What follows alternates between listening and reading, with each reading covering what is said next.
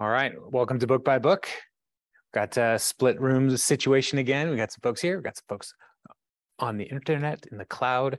Tonight we're going to finish up First Samuel, which is the tragedy of the life of Saul is going to come to conclusion. So we're going to go through chapters 27 through 31 of First Samuel tonight. So there's a lot of it's a lot of chapters, but most of the chapters are pretty short, and so we'll go through quite a bit. So let's jump in and just start in 27 verse 1. Well, let me remind everybody, David had another opportunity to take Saul's life. That's where we ended last week, but instead he just took the spear and his water jug and was like, "Hey, I got these. This is how close I got to you." And then they departed. And so 27:1 picks up Saul goes back home and David goes to on his way. And 27:1 says, "But David thought to himself, one of these days I will be destroyed by the hand of Saul. The best thing I can do is to escape the land of the Philistines. Then Saul will give up searching for me anywhere in Israel, and I will slip out of his hand." So David and the 600 men went with him. 600 men with him left and went over to Achish, son of Maok, king of Gath. David and his men settled in Gath with Achish. Each man had his family with him, and David had his two wives, Ahinoam of Jezreel and Abigail of Carmel, the widow of Nabal. When Saul was told that David had fled to Gath, he no longer searched for him. Then David said to Achish, "If I have found favor in your eyes, let a place be assigned to me in one of the country towns, that I may live there. Why should your servant live in the royal city with you?" So on that day, Achish gave him Ziklag, and it has belonged to the kings of Judah ever since. David lived in the Philistine territory a year and 4 months. Let's pause there. And so David is recognizing that running away from Saul in Israel's territories is not a good plan, because Saul has tremendous influence still, even in the Judah community, which is his own tribe. They were still like turning him. There are people who are still willing to hand him over to Saul, and so this was a concern. And so he finally says, "I'm going to go and live among the Philistines, the enemies of the people of Israel." And he had tried this before, if we remember, and they were like, "Hey, isn't that David who killed all the thousands of people?" So David started acting like he lost his mind, and they just let him go away. But now he's going back with a sense of desperation. And he goes to, the Philistines had 5 different principal cities. And so they were like capitals. And each of those cities had their own king. And the level of communication between the cities may not have been the greatest, as we'll see later. And so he goes to Achish, who is in Gath, and he is able to convince the king of Achish that I want to be a part of whatever you're doing. He maybe offered his service as a mercenary, saying like, "You tell me where to go, I'll go fight. I've got 600 men, I've got an army, we're good to go." And so Achish welcomes him, but then David is also a pretty smart guy, because he was really close to a king in the past, and that king tried to kill him multiple times. And so he's like, "Hey, King Achish, I am not worthy to be so close to you in proximity. So I don't want to hang out in Gath with you. Like, why don't you just give me some country town out of the way?" And that's his motivation to go to Ziklag. He's going to be far enough away from Saul, who is about maybe 30 miles away, and he'll be far enough away from Gath, where he will be able to kind of do his own thing and not be in anybody's way, and have a little bit of a buffer between all of these kings who could be a threat to him. And so the king of Gath, Achish, is like, "Yeah, that sounds like a really good deal, because now I've got a mercenary. Like, I've got a guy who I can point his army at and take care of things." And so he's on board, and so they go ahead and do this. Verse 8, "Now David and his men went up and raided the Geshurites, the Girzites, and the Amalekites. From ancient times, these people had lived in the land extending to Shur and Egypt. Whenever David attacked an area, he did not leave a man or woman alive, but took sheep and cattle, donkeys and camels, and clothes. Then he returned to Achish. And so these tribes, the Geshurites, the Girzites, and the Amalekites, they are kind of like the first two, the Geshurites and the Girzites, are kind of affiliated with the people of Israel, but loosely. But they're not like the greatest of allies, and so they're kind of this in-between enemy-friend relationship. But the Amalekites are ancient enemies with the people of Israel.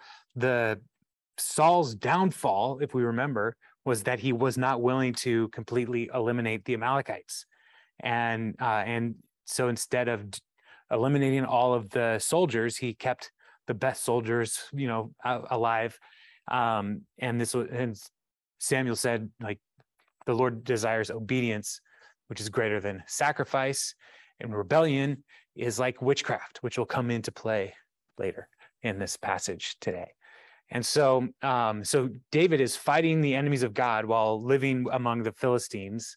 And so but these all other tribes could also be enemies of the Philistines. And so he's not attacking the people of Israel or Israel allies, like out and out allies. And so he's kind of in this in-between place where he's fighting battles and he's able to build supply his troops with plunder from these different battles. And so he's supporting his army, and things are going well for him. And he's doing the king of Gath favors here as well, and taking care of these other tribes.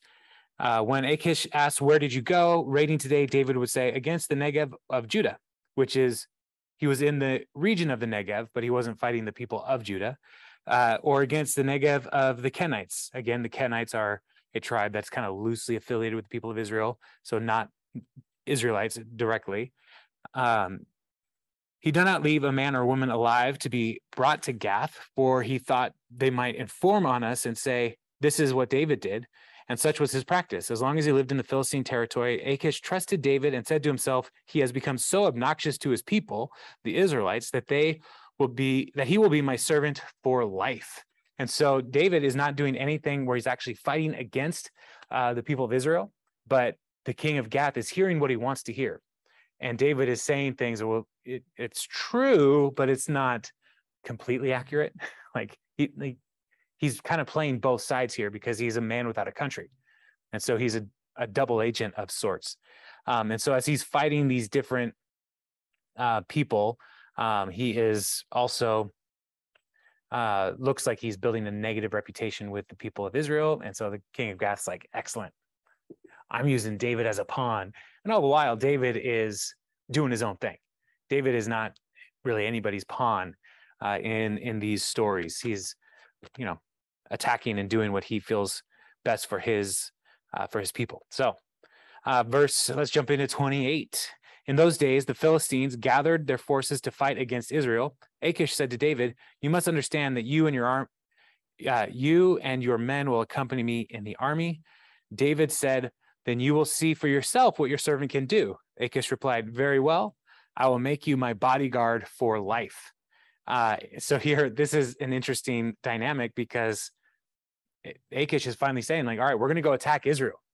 And you need to know that you're going to be front lines attacking Israel. And David's response, you will see what your servant can do. It's so vague. Like, I'm a great warrior. And it's like, you'll see what your servant can do could be like, oh, well, I could fight against them. Or you will see that I can defeat you.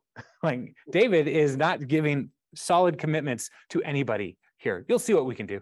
And so Achish, again, thinks like, well, then he's just going to be in my pocket, basically, as a bodyguard. And this role is a position of great honor and great trust, but it is still a subservient role to the king. And David's been in this place before.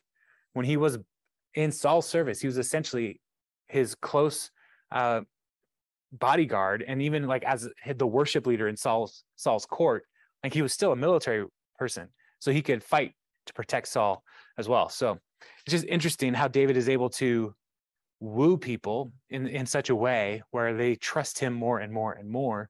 And he's also trying to say like, I don't really want to fight against Israel. And we're going to see this. He's willing to do things that are hard, but God protects him from having to do that. So this is where David's story is going. And then we get in 28, starting in verse 3, we get an aside story. And there's a chronology situation here where what happens in this next section is it actually happens a few days from where it sounds like it's happening, because we're going to see like the writer will go back in time after chapter 28. And so just keep that in mind. This is a narrative shift where we're getting like some back and forth in time. So verse 3 says, now Samuel was dead, and all Israel had mourned for him and buried him in his own town in Ramah. Saul had expelled the mediums and the spiritists from the land. So the writer is highlighting this fact that Samuel is dead. And there's a foreshadowing here about what Saul had done. Saul had done a good thing, something that is in line with God's commands, because there should be no mediums or spiritists in the land of Israel. And the main reason for this is because the mediums and the spiritists, the witches, all of these different spiritual forces are spiritual practices where efforts to try to get God to do things for you, or to get spiritual forces to do things for you in a way that would circumvent dependence upon the Lord. And the Bible talks about witchcraft and these different practices and forbids them for the people of Israel. And, even when we get into the book of Acts, like we see the people with all their spell books realizing that Jesus is greater, and they like burn them all, which is a tremendous fortune to do that, because they recognize that Jesus is the true way. And all of these other practices are dangerous and dark. And the Bible doesn't forbid these practices because they're fake, but because they're very, very real. These forces, like when we mess with spiritual forces, we need to be very careful to recognize like, oh no, that's a demonic activity. And we should not court demons. And so even in this story that we're about to read, the Lord is still able to circumvent the efforts of the medium and to bring about what he wants, what the Lord wants here. But we should not look at this story and say, yeah, so we should go to mediums and fortune tellers. Saul did. Saul's a mess. Saul should never be our example throughout this whole book. So let's jump in here. In verse 4, the Philistines assembled and came and set up at Shunem, while Saul gathered all Israel and set up camp at Gilboa. When Saul saw the Philistine army, he was afraid. Terror filled his heart. He inquired of the Lord, but the Lord did not answer him by dreams or the Urim or prophets. Saul then said to his attendants, find me a woman who is a medium, so I may go and inquire of her. And so Saul is afraid. He wants to inquire of the Lord, but as we have seen, Saul killed all the priests. Samuel is dead, and all of the prophets that were with Samuel in the school of the prophets, they're not going to trust Saul.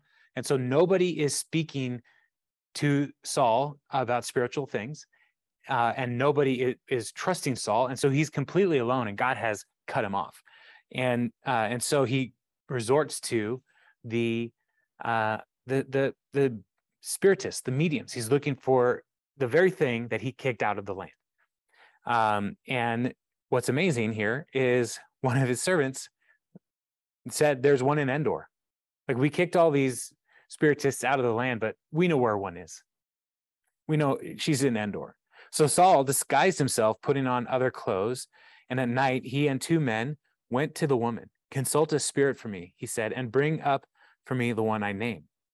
But the woman said to him, surely you know what Saul has done. He has cut off the mediums and the spiritists from the land.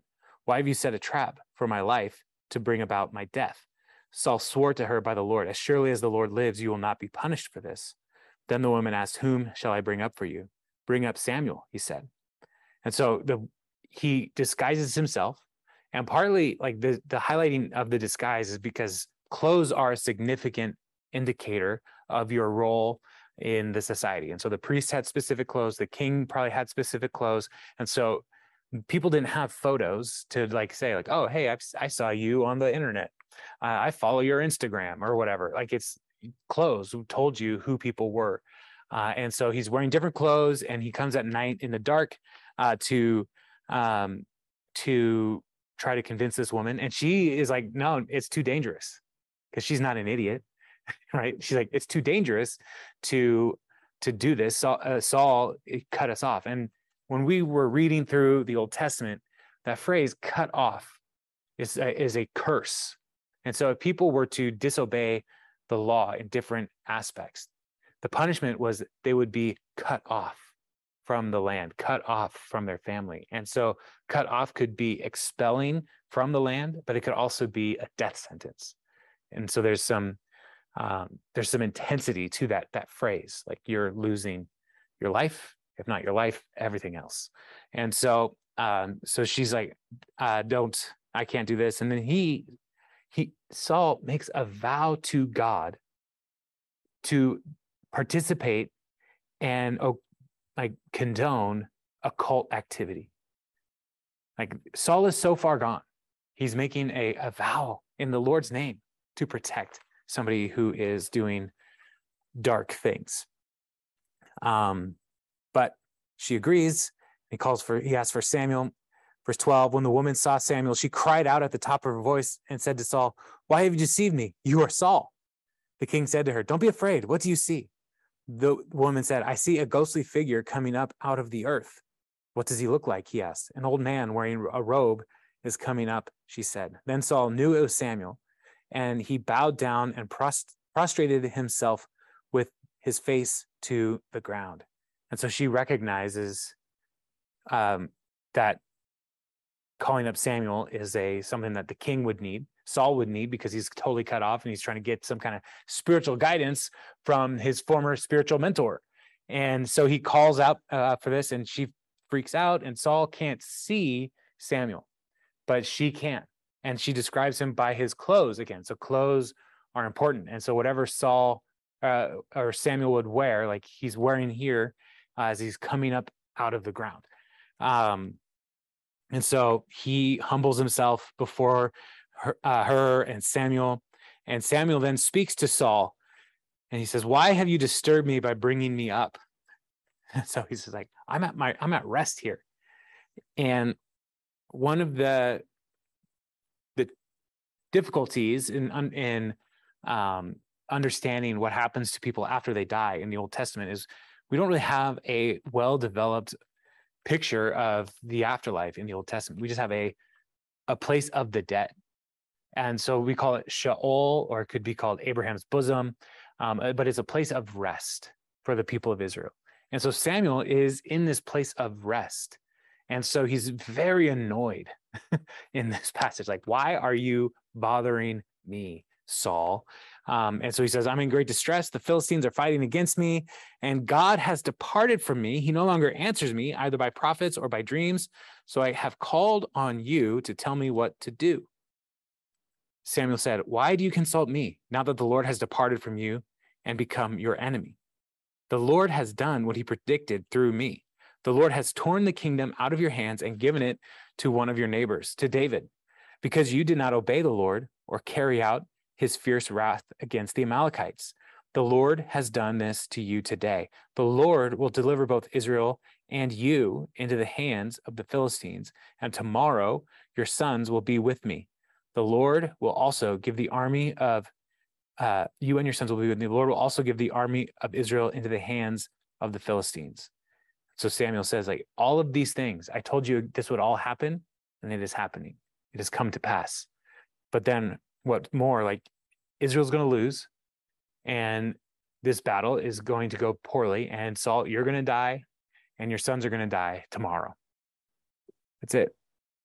There's nothing else for Saul that he can do here. It's like, it's over. And immediately Saul fell full length on the ground, filled with fear because of Samuel's words. His strength was gone, for he had eaten nothing all that day and all that night. When the woman came to Saul and saw that he was greatly shaken, she said, "Look, your servant has obeyed you. I took my life into my hands and did what you told me to do.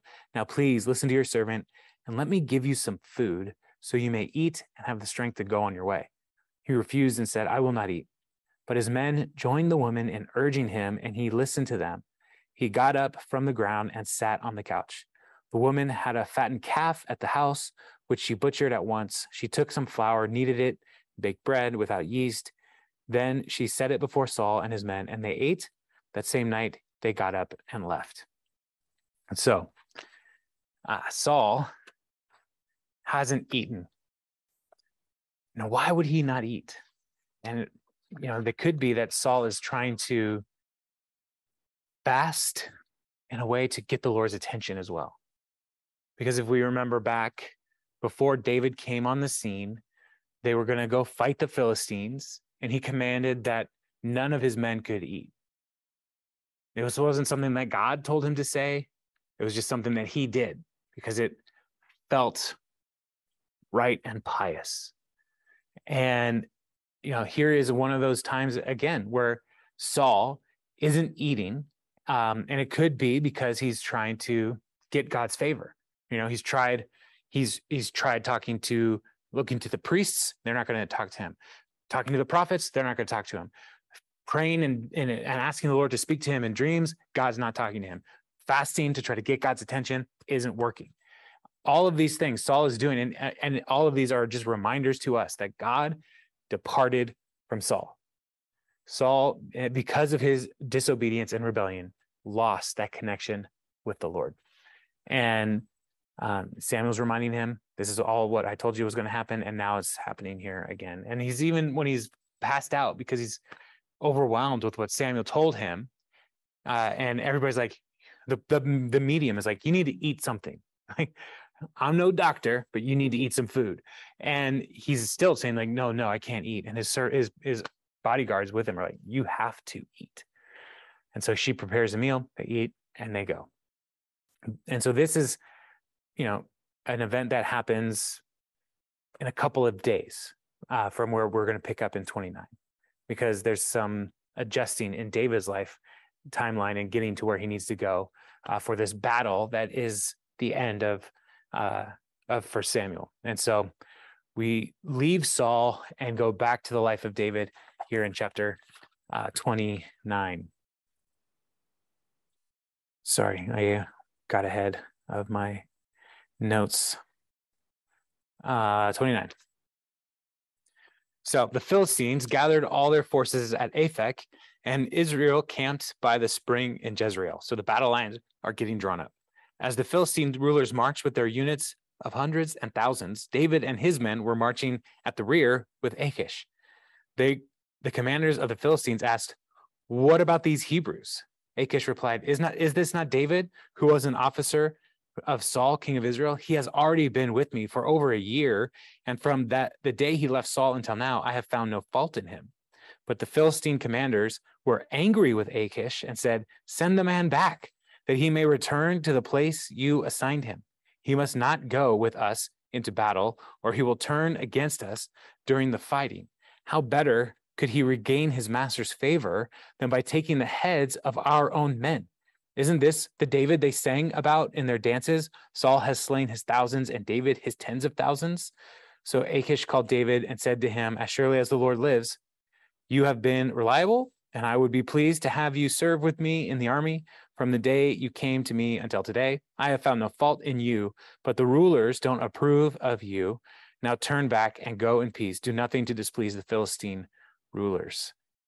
"But what have I done?" asked David. "What have you found against your servant from the day I came to you until now? Why can't I go and fight against the enemies of my lord the king?" Achish replied, "I know that you have been as pleasing in my eyes as an angel of God. Nevertheless, the Philistine commanders have said, he must not go up with us into battle. Now get up early, go along with your master's servants who have come with you, and leave in the morning as soon as it is light." So David and his men got up early in the morning to go back to the land of the Philistines, and the Philistines went up to Jezreel. So finally some sense in the Philistine forces as all the armies are coming together, and they're like, hey, who's that? This is not good. He is dangerous. Everybody else knew he was dangerous, but Achish was like, no, he's good. He's fine. Even though he had never David had never fought against any of the Israelites in all the time he's been with Achish.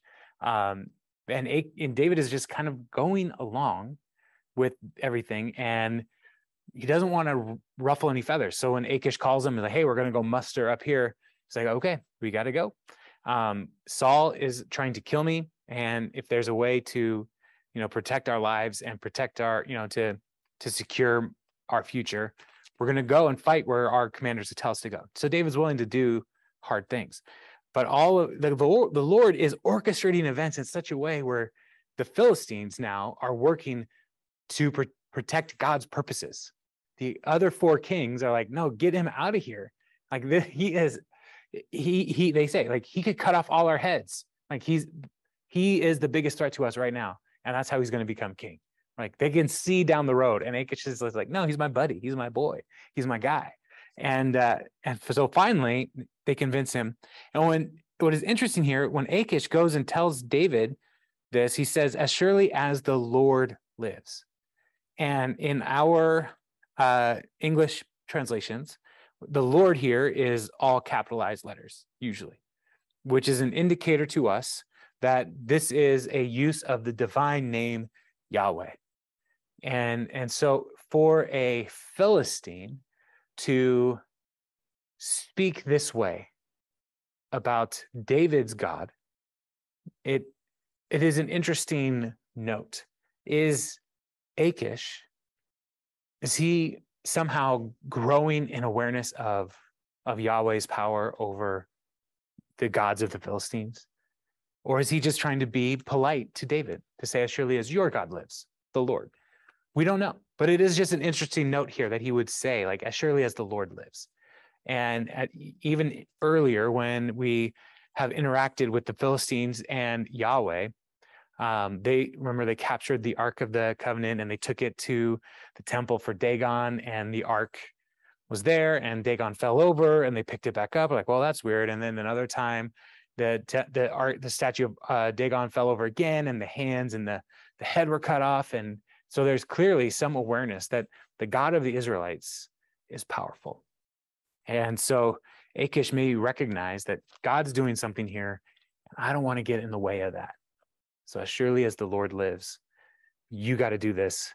And what we find out is this redirecting of David and his 600 fighting men is one of the ways that God is protecting David from any kind of possible tie to the death of Saul.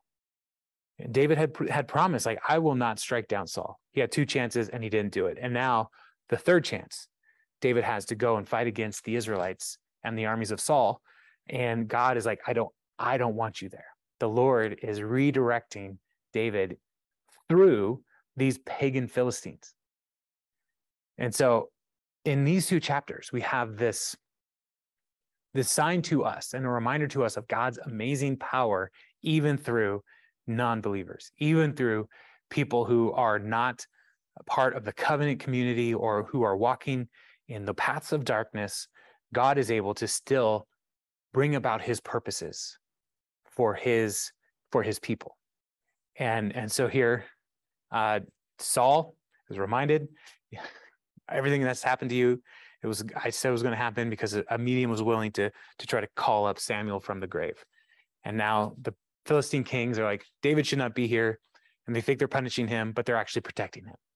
And it's all God orchestrating these events. And so they go back. And the transition stories here, the story transitions to one more thing that shows us David's faithfulness to the commands of the Lord. Because when the people of Israel were coming up out of Egypt and they were going to come into the land, the Amalekites fought against them. And this is why they are the ancient enemies of the people of Israel, because during the time of Moses, the Amalekites fought them. And so they were sworn at that point to eliminate the Amalekites. And Saul had a chance to do it and he didn't. And so what's going to happen in chapter 30 is David is going to go and actually fight the Amalekites and do what Saul would not do. So chapter 30, verse 1, I'm going to read through 17. David and his men reached Ziklag on the third day. Now the Amalekites had raided the Negev and Ziklag. They had attacked Ziklag and burned it, and had taken captive the women and everyone else in it, both young and old. They killed none of them, but carried them off as they went on their way.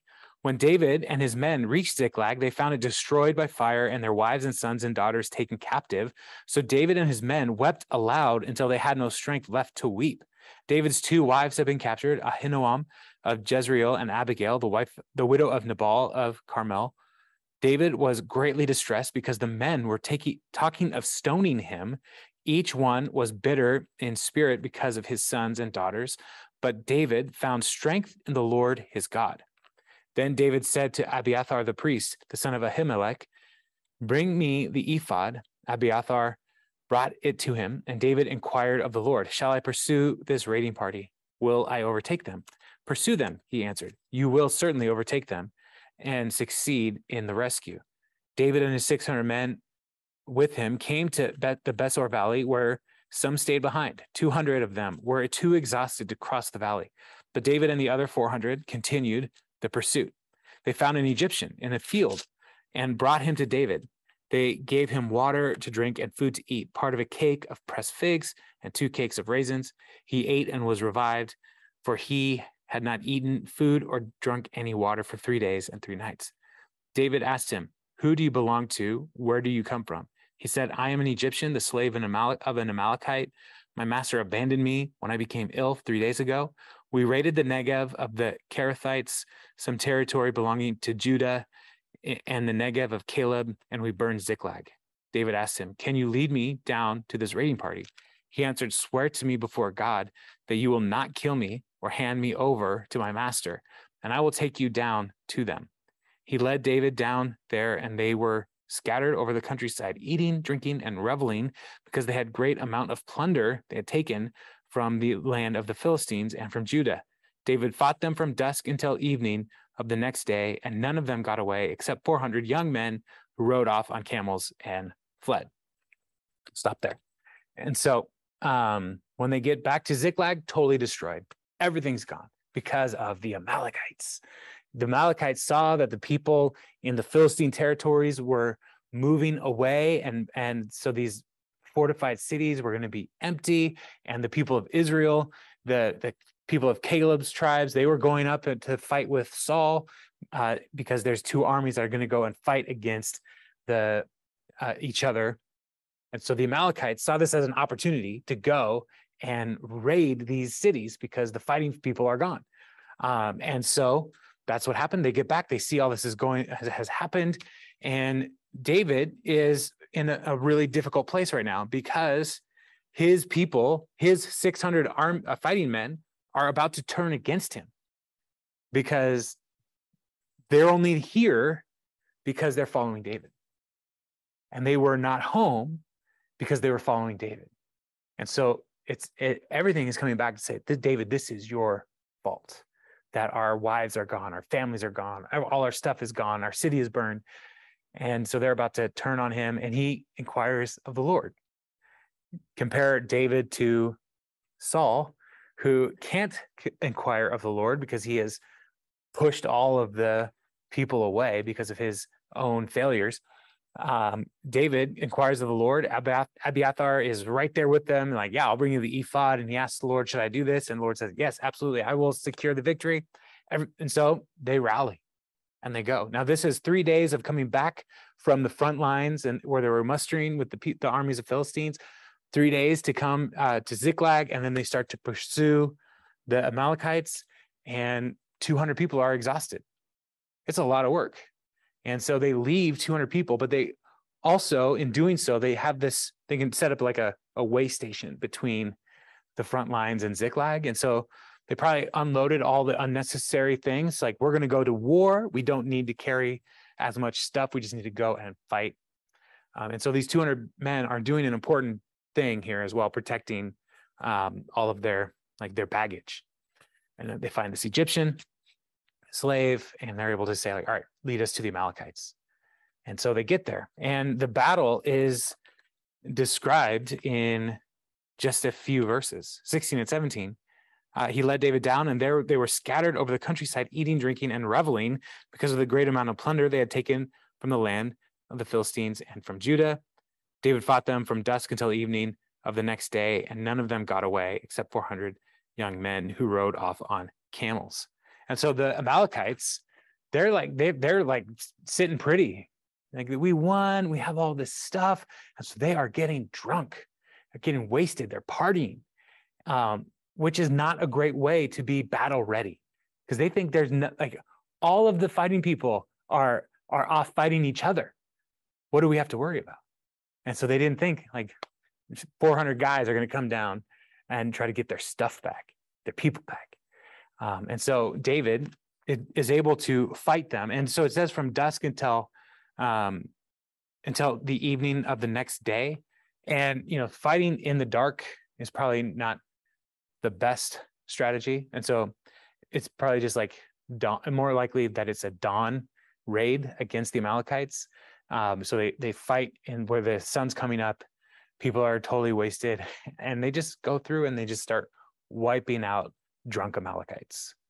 And except for these 400 who get away on camel. The Amalekites are major pains in the neck for the Israelites, and they seem to always disappear and go away, and a remnant flees. But the Amalekites are one of those people that we really only read about in the Bible. And there's no like great history or legacy of the Amalekite people, because they were continually just beaten down by different people. And here David does all he can to fight against the Amalekites and to eliminate them in accordance with what God told the people of Israel to do, because of their ancient rivalry. So David is able to defeat them. And then we pick up in verse 18, David recovered everything the Amalekites had taken, including his 2 wives. Nothing was missing, young or old, boy or girl, plunder or anything else that they had taken. David brought everything back. He took all the flocks and herds, and his men drove them ahead of the other livestock, saying, "This is David's plunder." And so the Amalekites raided Philistine cities, not just Ziklag. And David and his men went and got it all. And so they're capturing the stuff back from the city of Ziklag that was taken, but they're also able to get all the stuff from the Philistines that was taken by the Amalekites in this raid. And so the plunder of David's army is substantial. And so by right, David is, what they're saying here, that all of this is David's plunder, by right it is, because he's the commander. He can do with it what he wants, because he's not the king of Israel, but he's the king of these 600 fighters. And so they're feeling really good. 21, then David came to the 200 men who had been too exhausted to follow him and who were left behind in the Besor Valley. They came out to meet David and the men with him. As David and his men approached, he asked them how they were. But all the evil men and troublemakers among David's followers said, "Because they did not go with us, we will not share with them the plunder we recovered. However, each man may take his wife and children and go." And David replied, "No, my brothers, you must not do that with what the Lord has given us. He has protected us and delivered into our hands the raiding party that came against us. Who will listen to what you say? The share of the man who stayed with the supplies is to be the same as that of him who went down to the battle. All will share alike." David made this a statute and ordinance for Israel from that day to this. And so David is defending the right of the people who protected the baggage, who are doing this. Like, no, we are the army, not just the 400 who went and fought. We are all the army. And so the share is going to be equally divided. But so David's building loyalty with his army, which is important. But he goes one further. When David reached Ziklag, he sent some of the plunder to the elders of Judah, who were his friends, saying, "Here is a gift for you from the plunder of the Lord's enemies." David sent it to those who were in Bethel, Ramoth Negev, Jatir, to those in Aror, Sifmoth, Eshtemoa, and Rakal, to those in the towns of the Jerahmeelites and the Kenites, to those in Hormah, Bor Ashan, Athak, and Hebron, and to those in all the other places where he and his men had roamed. And so he's building loyalty with all of his men in his army, but then also reaching out to the elders of his tribe to say, I did this and I'm sharing it with you. And so this is a great political move, because he's been an outcast from the people of Israel and even among people of Judah. Like there were people who were willing to turn him over to Saul. And so now he's saying, like, look, Saul didn't do this for you. I did this for you. And he's gifting them these things, and ultimately the hope is like they will see that David is a benefit to them. And so there's no strings attached to this situation, but he is winning favor with them. And so, so this is a good outcome for David. And so he's far away from all that's going on at the battle lines with the Philistines and the armies of Israel. And so this is where we learn about what's going on with the armies of Israel in chapter 31.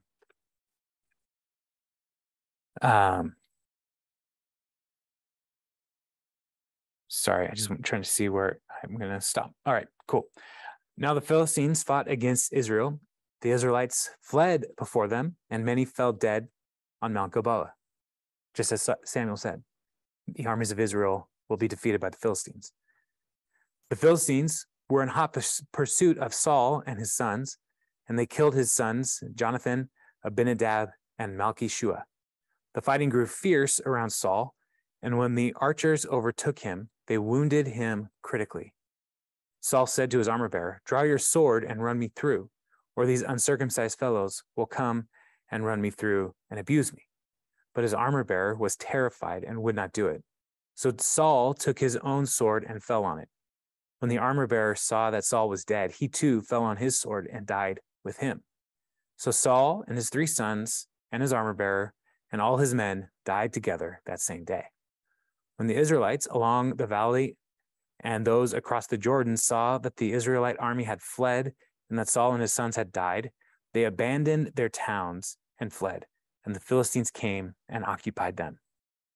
So everything that Samuel said would happen, happened. And so the events of Saul and the witch of Endor, the medium of Endor, that happened the night before this. And so all of the things that happened with David and the Philistine commanders and fighting the Amalekites and all of that was all happening around the same time. The battle in Ziklag is happening the same time as Saul's defeat. And so the writer of 1 Samuel is trying to help us see, David's really far away from all of this that's happening, but it is all going according to what Samuel said. Now, here's my question. How does anybody know what Samuel said? I don't know. And so did Saul tell somebody? Did one of his soldiers tell somebody? One of the 2 that were with Samuel or with Saul, did they tell somebody? And then one of the folks that somehow survived this whole catastrophe then came and told David, or the scribe who captured all this story. We don't really know. But everything that Samuel said would happen, happened. And Saul recognizes, the Philistines have been my enemy for so long. If they capture me, then they're going to abuse me greatly. And he's like, I'd rather be dead because I'm going to die. So let's just expedite the process. But his armor bearer, like David, is saying, I'm not going to touch the Lord's anointed. He's not going to kill the king. Because what if somehow the armor bearer survives all of this, and then they say, who killed Saul? Well, the armor bearer is I did. No, that's not a good place to be. I killed the king. No, that's not a good place to be at all. And so he sees Saul as Saul takes his own sword, falls on it, kills himself. And we'll see in Second Samuel, he doesn't die right away. Another person comes and finishes the job. But here, Saul dies, armor bearer takes his own life. And then when the Israelite army sees that they're defeated and Saul and his sons are dead, they all run away. They're all gone. And so the Philistines defeated the armies of Israel.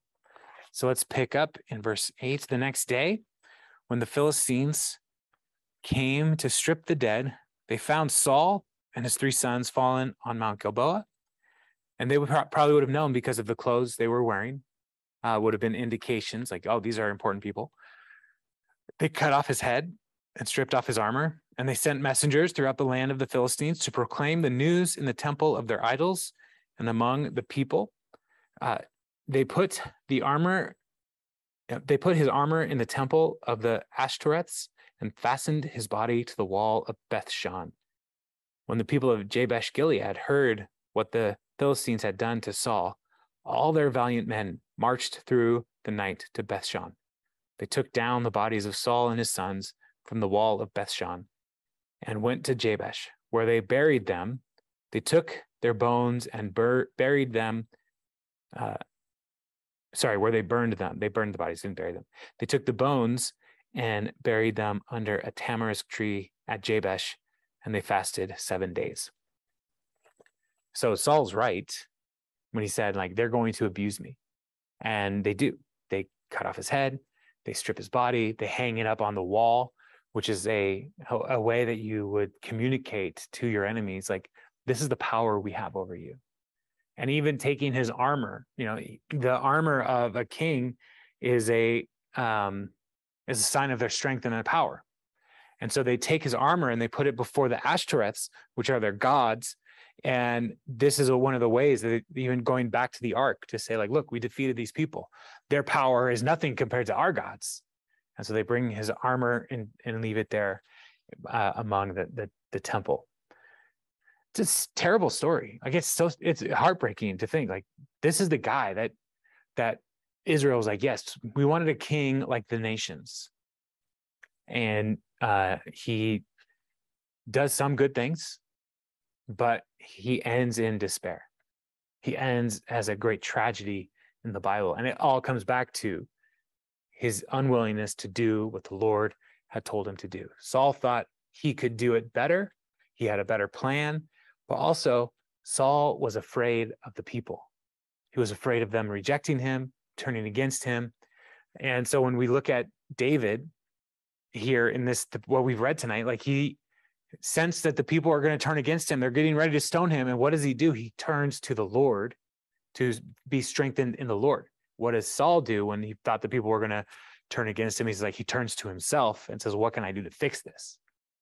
So there's a different response to crisis that we see in David and Saul in these chapters of their lives.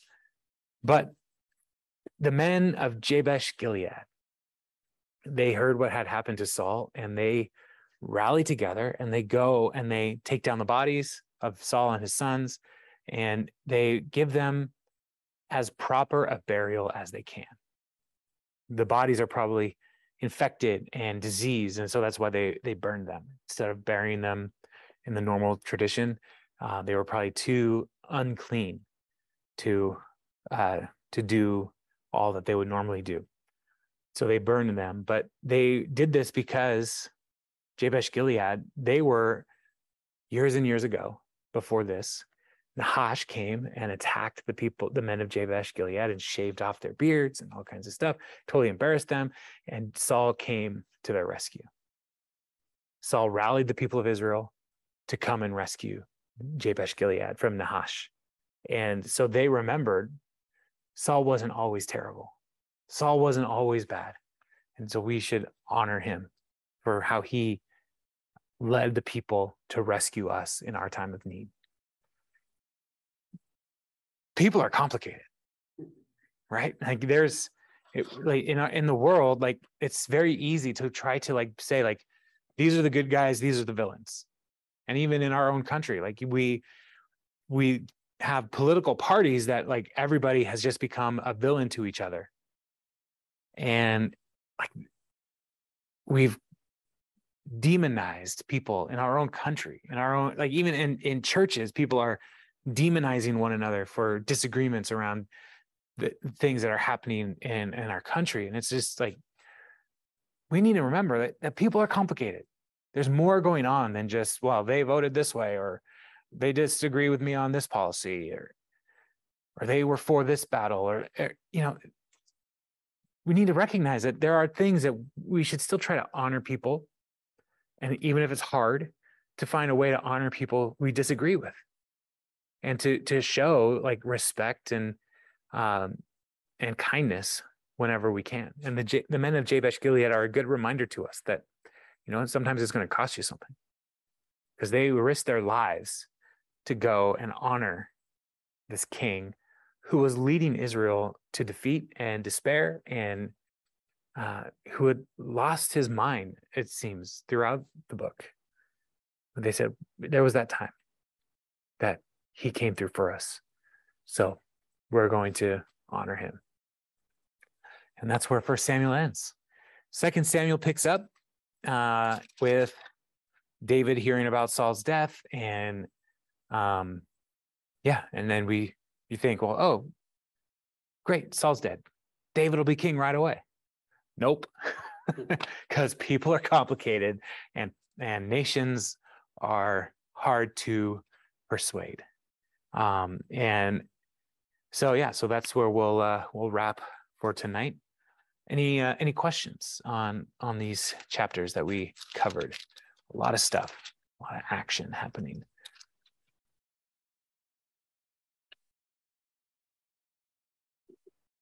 All right, in the room, there's no questions. Anybody online have any questions? No? All right. Well, y'all, let's we'll go ahead and wrap. How are you guys feeling about summer schedule? We got a couple more weeks before school starts, and we have a natural break here. We could take a couple weeks off for Bible study, and then like pick back up with 2 Samuel after Labor Day. Would that work for everybody? So I'll take a couple weeks off from book by book, and then I will be back in first week of September. Sound good? That's fine. Okay. All right, cool, y'all. Well, let's pray as we are closing up this book, and let's remember God's faithfulness even in the craziness of the world. Lord, we thank you for your provision. We thank you that when there's conflict and strife in the world, as we read about in the Bible, Lord, you are still able to orchestrate things to bring about your purposes. Mm-hmm. So, Lord, I pray that you would help us to seek your purposes in the brokenness of our own time, and help us to find our strength in you, not in our political alliances and the parties of our country, or the different things that people start to rally into. Lord, help us just to gather to be your people, seeking your purposes for your glory, and help us trust you in all those things. So we thank you for your word, the encouraging passages as well as the very difficult passages. So help us find strength in you. Amen. Amen. Amen. All right, everybody. Well, I'll see you Sunday. Have a good couple of Wednesday nights off. So talk to you later. Bye.